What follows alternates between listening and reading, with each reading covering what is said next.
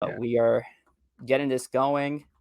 I, And I like if this. you are just joining us here on Twitch, no need to fret. I don't know what you're doing with your Wednesday night, but you got to keep scrolling because this is all about a Staten Island softball team. It's Bustin' Balls with Rich Rivera, and I'm here live. To your right side of the screen is Mr. Danny Antonelli. A Stop. third bottom feeder has joined the program. Here he is, boxed in on his cell phone there. Danny, how you doing on this Wednesday evening? Richard, I'm doing quite well. Thank you for having me. I'm excited to talk Ballbusters softball with you. Which makes me so happy to just hear that because maybe a year ago today you would have been talking about 2-7 offsuit softball. Right, But right. so let me ask you, and right off the rip, and welcome back to the squad. And of course, we've been doing this re-signing extension series on Instagram. So obviously, Danny is back with the Ballbusters to join his bottom feeder brethren, Pete Sclafani and Jonathan Hernandez, who was announced earlier in the week. So Danny, of course, joins us here on this Friday afternoon because that's probably when this thing is going to get posted, Right. obviously. So anyway, I got to ask you. So a year ago, you were part of 2-7, won a championship with, maybe two with them. I don't know. I know Right. you won one at least, Right. I Definitely believe. one for But sure. The second one was like the makeup games were back and forth, so we ended up just splitting the championship. so 1.5 championships somehow with Right. this previous team. But it's crazy because Danny was a Ballbusters prior to the 2-7 offsuit. So let me ask you. So from Ballbusters to 2-7 offsuit back to the Ballbusters, do you consider yourself a journeyman or you just found yourself at the right place at the right time? All right.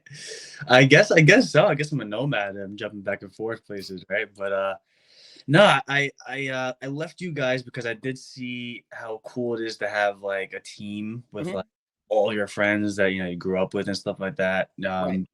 Being that we were all athletes and stuff, it was I was like, why don't fuck it? I was like, I have a softball league that we can join, like it'd be nice and competitive. Um, so I started that team, and we were able to, like you said, um, get a roster going for about like a year and a half, and then all of a sudden the summer league hit, right? It was a Mm-hmm. spring summer, yeah. So that was kind of the downfall for 2-7 because every Sunday morning it was like I was texting pretty much half my team who was hungover, who was still in the city, who didn't wake up yet, and it was Who's just like, throwing napkins on Sunday morning? Yep. yeah, exactly. So Mm-hmm. it was kind of a pain in the ass to get that roster going. So I was like, you know what, like I'm freaking over this shit, man. So we eventually pulled out of the league, and I guess I think CJ got heard wind of that, and like a bunch of you guys. Mm-hmm. So then CJ texted me back, and I don't know if it was at first just to get like a fill in for a game or like a weekend. I guess that's kind of where I started because I guess after that, CJ was kind of like, "Yo, like we have a spot in the roster for the rest of the season. We could definitely use you. Mm-hmm. Are you down to play?" I was like, "You know what? Hell yeah, come Yeah, back." it almost and just like Pete in the same way, there was a conversation to be had because Bruce, who by the way is Commissioner League, Bruce Tucker, had revealed that 2-7 had dropped out of the recent fall league, and so immediately the thought is, wow, it'd be so cool to have Danny back in this team if he wants to play ball. Like that'd be awesome. At the time, however, we were I guess you could consider a full roster. When we had 15 at the time for a fall season, which is short, I was like, I mean, it's a lot of mouths to feed, and it could be tough, but it's something that, like, hey, listen, I'll take back a former ball buster who won a championship with us any day of the week at the same time. So yes, it started off exactly how you said. It was a reserve for 1 week, and it literally took maybe a few innings to just sit out there. I'm like, God damn it, Danny, just play with us again. And so yeah, CJ of course spearheaded it, and lo and behold, from that point on, you were back in the Ballbusters purple and green where you absolutely belong. But So 3.5 championships that is in the league, which is very impressive as is. Should get you into the Samson League Hall of Fame.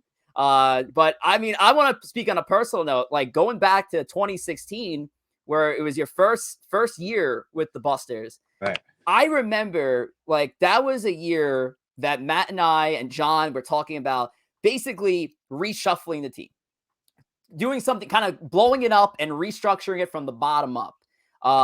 And one talk was, hey, like we used to play ball with Rob, hmm and his, his family, Danny. I, Right. I always forget the relationship, to be honest. I don't know if it's step brother, half brother, Right. family. We So don't have enough time for that. We don't have enough time. we can't really go through the whole tree age thing. So listen, it is what it is. But I was like, we need to bring in Rob and Danny, even though Danny hasn't played softball as I think hadn't played softball at the time yet. I was like, love to get Danny because Danny's young. We're getting fucking old. We need to get young guys in here. And you stayed put. Even after Rob had moved on from the team the first year and won the Right. title in 2017. But I just remember I was like, I need to get Danny somehow on this team. I need the youth back on this team. So Right. I was happy to have you. And I listen. No, and it was no hard feelings too. You moved on. You got a team together with your boys, Right. as you should, Right. because it started for me the same way. I played Right. with a bunch of guys that, yeah, I knew personally, knew through high school, and then I wanted to get a squad together with my guys, and that is awesome, and everybody should experience that. And you won 2 titles. I also have to mention too that I it took me 7 to 8 years to win my first championship. But in your first 5 fucking years, you've won 3 and a half. Right. Like, I Right. mean, you didn't go through the pain points. So I guess a couple of comments, like, what do you credit to? Like, how do you feel that you're automatically this champion and didn't really go through the growing pains as much? Yeah, dude. The champion. What's the word I'm looking for? Just that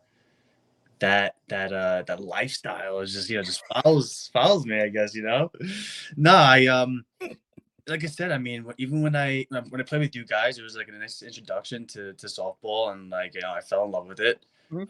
We had a great team that year. We made do with everybody that we had. Everybody had Yeah. their That's fun. And then, like I said, I mean, when I had a bunch of friends that were athletes, played baseball in high school, college, and shit like that, And I I don't know. I guess I got to give myself a little credit to being a captain or whatever, just the manager. Hey, that's it. Put I know together how it feels. us there. It's a nice lineup and stuff, and we kind of just Mhm. rolled through that league. It was nice. It was nice and fun. It was Yeah. competitive too, which was the best part. Keeping Let it. me ask you now. Fall 2017 championship Ballbusters versus the fall 2021 championship Ballbusters. Which team would win a Uh, 1-game sudden death? 2021 easily, 100%, man. I mean this team this year. I mean, I think it was just like halfway through the season where like our team camaraderie just expanded insanely, and I feel like every guy was in the right place, in the right position, in the right lineup hole. That defense, honestly, that's probably one of the best defensive teams that I've ever played with. 100,000%. Like, especially down the line, like our defense kind of almost like carried us, and pitching too. Mhm. Our pitching, Kelly and Chris. They did. I never seen a pitcher dominate honestly like Kelly. Like I've really never seen that before in my life. And Yeah, I mean, you take in those first 4 games of and not even that, the whole season and those first 4 games of the postseason, I mean, it was wild. I think I had it recorded as like a 2.20 ERA or something along those lines. It and, was nuts, the and numbers he was putting up. I actually made the funny comparison to Shohei Ohtani. I'm like, but he is. He I is, because he's doing it on both sides of the ball. It's crazy. never seen that before. I never seen it before. He was whatever knuckleballs he was, whatever pitches he was throwing, and plus our rock solid defense, man. Like guys like Degrom out there, it was Mhm. incredible. You made one of the best plays I've seen all postseason. It was I think he went back on the ball, and then I guess the kid at first base just thought the ball was going clear over your head. You made the running catch and you threw him out at first base all Right. in one play. It was insane. There was a lot of great plays made Yeah. in that postseason. You yourself also had an amazing postseason along with your bottom feeders, which we're going to talk about in a little bit. Oh baby. 524 batting average, slugged 619. And yeah, you were on base. Let's see, I got 11 hits here, 2 walks, on base 13 times throughout the playoffs. Really a catalyst for somebody who had batted primarily 10th in the order. So let's talk Right. about the bottom feeders. I Right. mean, Right. we already talked to 2 of your bottom feeders, so obviously we got to complete the trilogy here. Right. But let's get some comments on how is bottom feeder culture compared to any other culture you've experienced in softball. Dude, the bottom the bottom feeders were it was really funny. It was honestly it was amazing. It was like I think it was when like the playoffs started, or maybe the week before, or something like that, where I guess you and John were talking about the lineups or putting lineups together and stuff. And John put us in a group chat, and he's like, listen, he's like, we're batting the last three in the lineup. Let's fucking kick ass. Let's win some games. And we were just like, going back and forth, me, Pete, and John. And I forgot who said it, but eventually someone came up with the name Bottom Feeders, and like we were getting mad hyped in the chat. We were like, yeah, we're gonna wreck this team. The Bottom Feeders, we're gonna go off, we're gonna take over the postseason and everything. It was really funny how it happened. It was just like a quick little group chat, and like, before we knew it, we had the Bottom Feeders freaking nickname riding through the postseason. It was awesome. Yes. And as revealed by Pete on his one-on-one, there is now a Bottom Feeders championship title that's going to be hoisted by the home run hitters this year. So looking forward to its debut and looking forward to another season with Danny back at the helm. What I love about Danny, of course, outside of his versatility, his great bat, he's a great guy. I love having Danny in the dugout, and he's one of the positive reinforcements of the team that make me love coming down every Sunday. So thank you for joining us once again, and I appreciate your time, Dan.